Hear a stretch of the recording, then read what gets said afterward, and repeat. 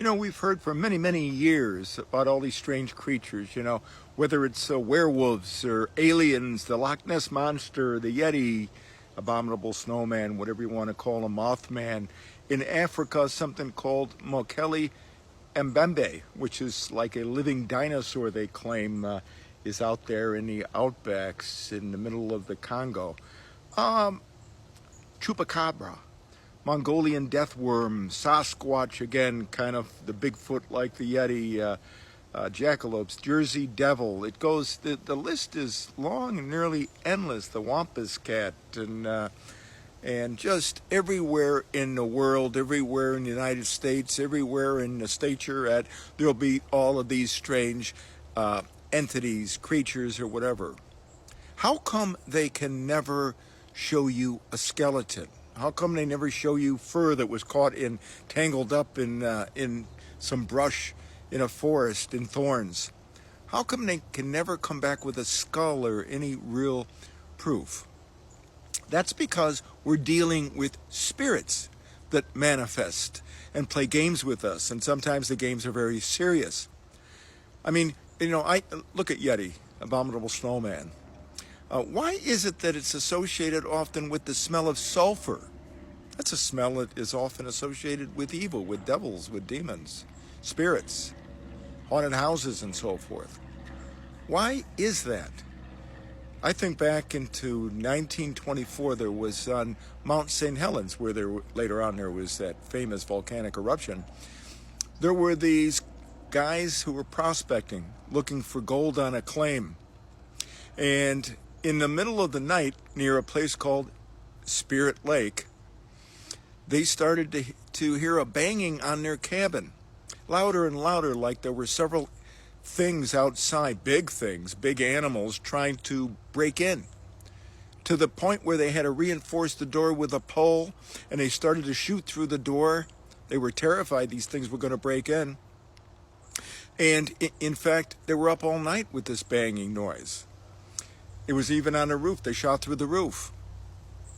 In the old days in that area, it turned out that there were what they called mountain devils. And, one of the guys looked through a chink where some of the stuff that held together the logs had fallen out under the pounding. And he saw these 7 or 8 foot creatures, furry, I think black gray fur or whatever, svelte, kind of thin middle area.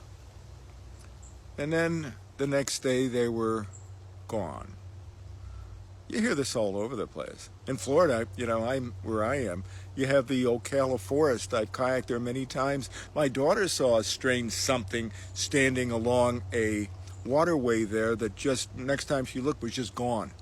It was like an ape, but it wasn't an ape. Loch Ness Monster. They're claiming that there are lake monsters in 300 different places at least, just in the United States. Does that sound plausible to you without ever finding any proof, without ever finding a carcass? Why are they always around places associated with the occult, or Indian burial mounds, or cemeteries in general, haunted vicinities, or where they see UFOs and also encounter the aroma, the smell of sulfur? Again, we're talking about demons, about evil spirits playing games with us. I mentioned the Ocala Forest. There was a businessman there who liked to drive up this dirt road. I've been there, the service road, among the Indian burial mounds. And he was there one day when all of a sudden he got stuck in the sand, and he was trying to dig out from the sand, and something started to throw clumps of wet earth at him. I guess there's a spring in the area. It's near a place called Lake Mac.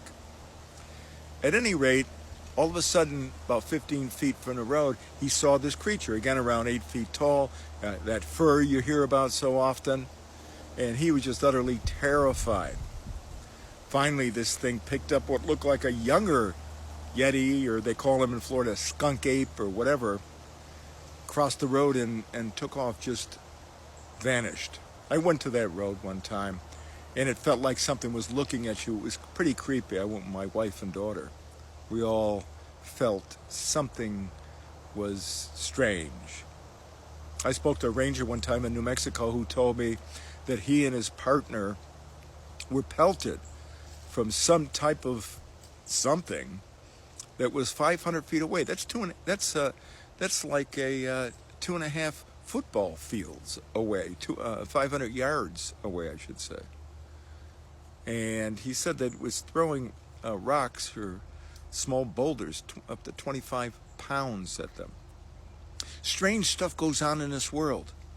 And like I said, often associated with not the physical, not some hidden creature, not some cryptid, but with spirits that enter into our dimension.